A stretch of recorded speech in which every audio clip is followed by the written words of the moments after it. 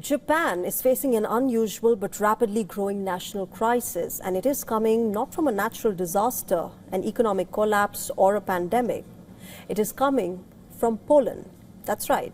Each spring, millions of people across Japan step outside wearing masks, goggles, and carrying allergy medication as the country enters the pollen season. Streets, trains, offices, and schools are filled with people sneezing, coughing, rubbing their eyes, and essentially struggling through severe allergy symptoms. What was once considered a seasonal health issue has now become a full-blown national problem. It's called hay fever, also known as allergic rhinitis, is now impacting an estimated 43% of Japan's population with moderate to severe symptoms. That is an extraordinarily high number when compared to other countries. In the United Kingdom, about 26% of people suffer from hay fever, while in the US, that figure is estimated between 12 and 18%. The scale of the crisis in Japan is so large that the Takaichi government has officially declared pollen allergies as a national social problem. But what exactly is hay fever?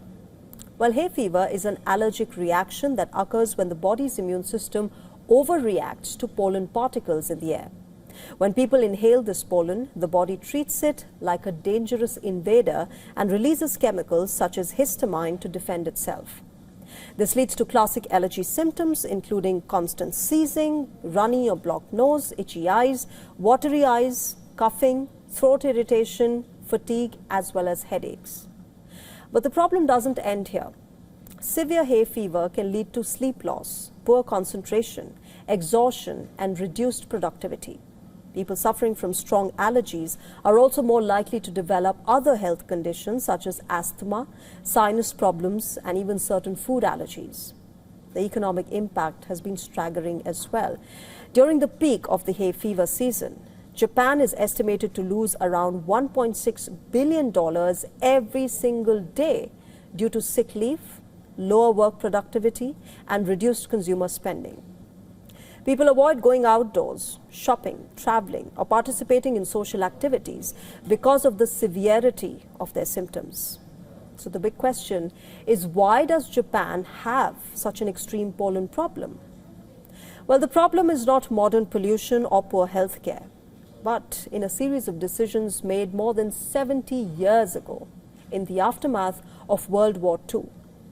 You see, during the World War II, Japan faced serious shortages of oil and gas. As a result, the country turned heavily to its forests as a source of fuel for homes, for industries, and reconstruction.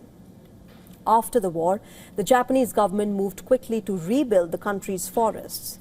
But instead of restoring diverse natural forests, officials chose a much faster and more industrial approach.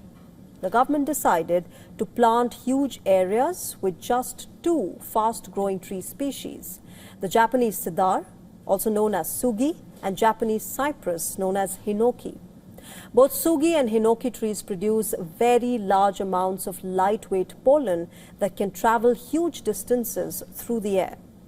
Every spring, these trees release massive clouds of pollen simultaneously, especially because they were planted in large single-species monoculture forests. Climate change is making the situation severe. Spring is arriving earlier in Japan, which essentially means that pollen season is starting sooner and lasting longer than before. Now, in response, the Japanese government announced a long-term plan in 2023 to cut pollen levels by 50% over the next 30 years. As part of the strategy, officials aim to reduce the area planted with sugi trees by 20%. But solving the problem will not be this easy.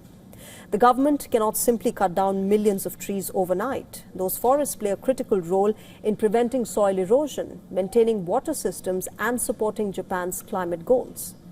So the big question is, how will Japan deal with this?